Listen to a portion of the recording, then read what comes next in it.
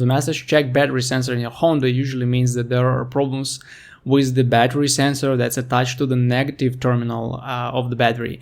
But when you replace this sensor, which is a pretty straightforward DIY job, you may still see this message on the dash. The problem is that when the sensor has some problems, the fuse that controls the BMS or battery management system is also blown. In the majority of Honda vehicles from 2010 to 2016, this fuse is the 7.5 amp fuse located in the small fuse box near the battery. Also, there may be other fuses that control the BMS. Just replace this fuse and check if it works now.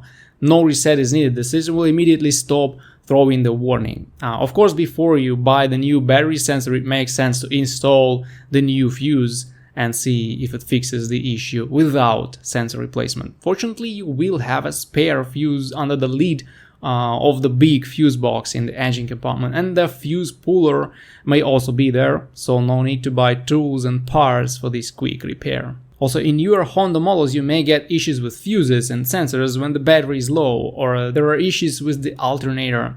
And once the fuses in the boxes under the hood fail, you may get all kinds of warnings connected with the charging system or battery management system. It may even be a horn fuse that triggers such warnings, so it makes sense to check them all for continuity using a multimeter and replacing all blown fuses that you can find.